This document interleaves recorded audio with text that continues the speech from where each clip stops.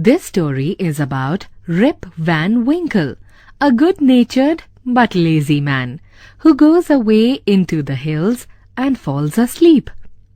When he awakens 20 years later, Rip finds that quite a few things have changed. Many years ago, at the foothills of the Catskill Mountains was a little village. In the village lived a simple, good-natured fellow named Rip Van Winkle. He was a kind neighbor, ready to help anyone. Everyone in the village liked him. The children of the village shouted with joy whenever they saw him, because he played with them. He taught them to fly kites and shoot marbles, and told them long stories. The only problem with Rip was that he was very lazy. He did no work on his own farm and just idled away his time. His fences were falling to pieces. His cow was going astray. Weeds grew on his farm. Rip's constant companion was his dog named Wolf. To avoid work, he would walk away into the forest with his dog. One day, Rip just walked on and reached the highest part of the mountains. It was late in the afternoon when he reached there. Tired after his long climb, he lay down and began daydreaming. It was soon evening, and he realized it would be night by the time he reached his village. Suddenly, he heard a voice calling out, "Rip Van Winkle! Rip Van Winkle!" He looked around and saw a short, old man with thick hair and a grizzled beard walking towards him with a barrel. He made signs to help him carry the barrel.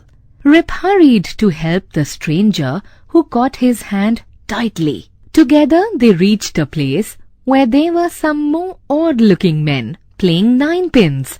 They were all dressed the same way, and all of them had beards of various shapes and colors. Even though they were playing a game, their faces were serious, and there was silence. The only sound was the noise of the balls, which echoed in the mountains like thunder. As Rip and his companion reached them, they stopped playing and stared at Rip with a fixed gaze. Rip was really frightened. His companion emptied the contents of the barrel into the glasses and made Rip drink it. Rip obeyed as he was trembling with fear. Since he was thirsty, he drank a few more glasses and slowly fell into a deep sleep. On waking up, he found that he was at the place where he had first met the old man. He rubbed his eyes.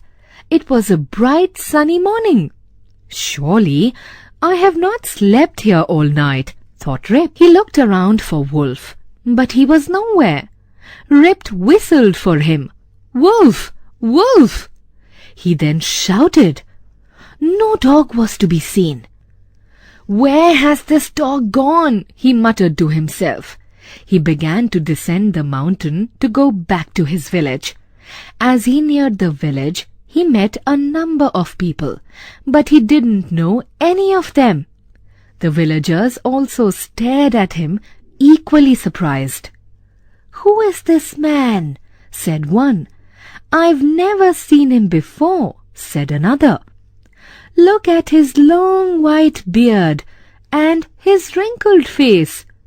On hearing this, Rip stroked his chin, and to his astonishment, he found his beard had grown a foot long, and it was all white. An old woman walked up to him and looked at his face for a moment. Then she exclaimed, "It is Rip Van Winkle! Welcome home again, old neighbor. Where have you been these 20 long years?"